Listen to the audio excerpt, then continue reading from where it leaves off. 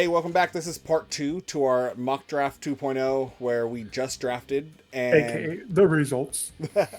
correct. We wanted to put in ours two, and then the three people that drafted with us to see what our grades were according to our app.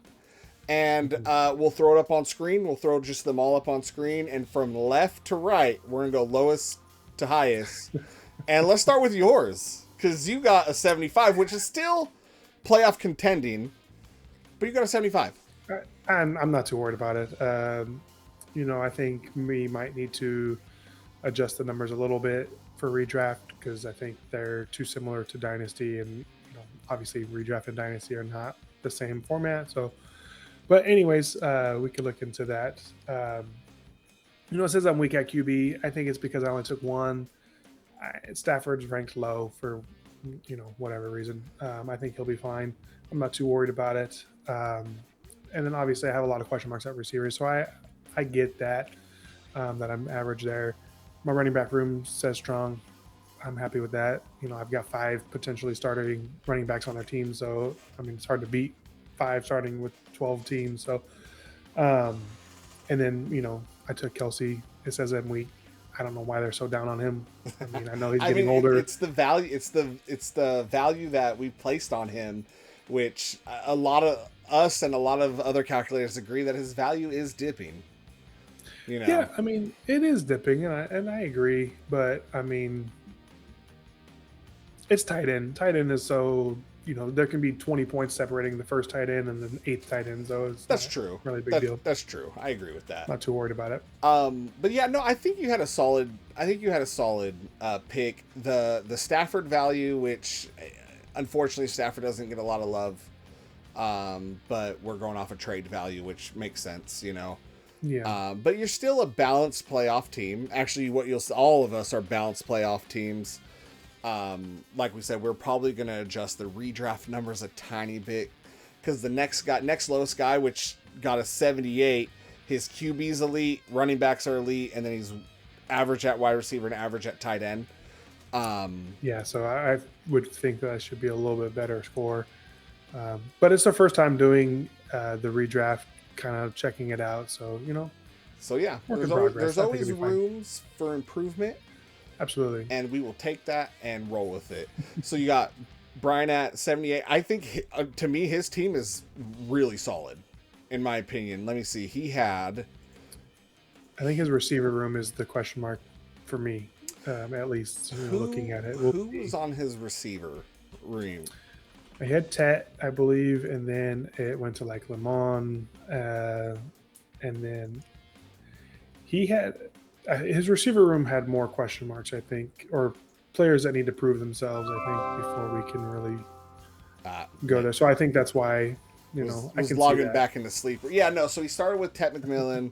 He got Christian Watson, and then he got Lemon, Parker Washington, and Michael Pittman. So yeah, I get it. His receiver room would actually kind of make me nervous outside of Tet, because like Lemon. You don't know, he's a rookie.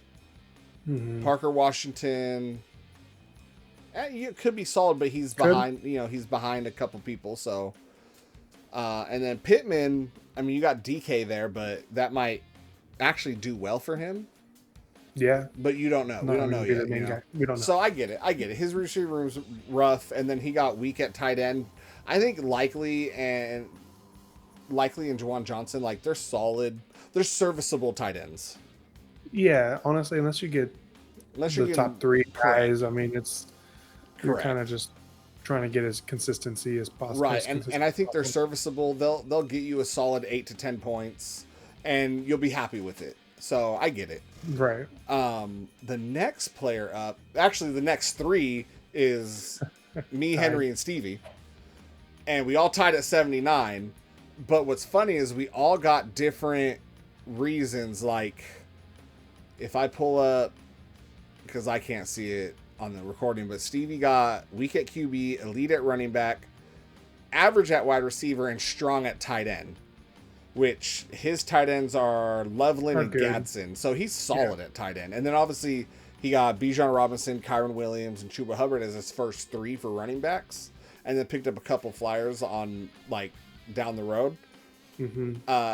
He's pretty elite at running back. So I 100% agree with the balanced playoff team. The positional breakdown I agree with. It's that overall strength is where I don't like currently on our calculator right now. I think the overall strength should be a little higher for our teams. But that's something we'll, as we continue to play with it. Do this. Yeah. Next team we'll go with Henry's. And I mean, can't complain. Chase, Derrick Henry, Nico Collins. I was thinking about taking Nico Collins too. But I ended up going Josh Jacobs. So like Nico Collins, solid. And then he stacked Chase and Burrow. Solid move. You know. Yeah, it's one of our stacks on our video that we talked about. I mean, it's an easy stack. So right. Yeah. But it's like the way his team is set up, he got average on QB, which makes sense because his backup's Darnold, which isn't ranked very high. Strong running back, strong receivers, and then average at tight end. So he went for a very balanced approach. And I think that actually did well for him. You know? Yeah, we'll have to see how it pans out. Right. I think it could be pretty good, you know. I still think I think mine got knobbed a little bit, but we'll see. But I get it, you know. My receiving room, little question marks, but I think DJ Moore can be great with Josh Allen. I think you should have taken Josh Allen so you could stack. Because I do think DJ Moore is going to be the main guy there. Yeah. And then Tate, I mean, they got Wan'Dale Robinson, but like realistically, who else they got to throw to? I mean, I just think that team's they'll probably still struggle a little bit, but they'll probably be more dynamic this year. Yeah, I hope so. Yeah. And then lastly was mine. At another 79, I got weak at quarterback because I only ever draft one, so I'm not surprised on that.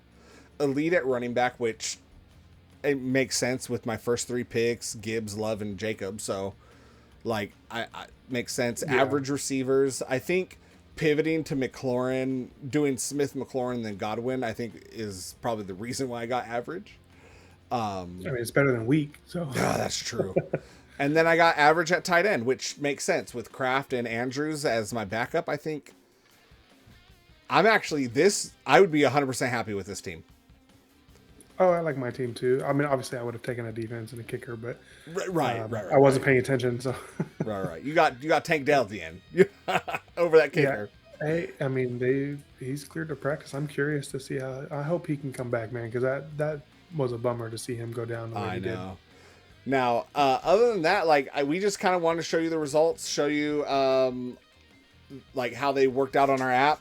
Like I said, we're constantly making changes and changing up the how our app calculates the values and stuff like that. So if you think a team is lower than you believe it is, send us an email with screenshots and say, hey, this doesn't make sense. I think this should be higher, and we'll look into it. You know, granted, it's just me and David, but you know, we'll take a look at it as soon as possible. And we will for sure respond. So any and all feedback, looking at numbers, so. Right? Any and all feedback is welcomed, and this is why we did it, because we wanted to make a really good fantasy app that could not only help you, but you know, help you.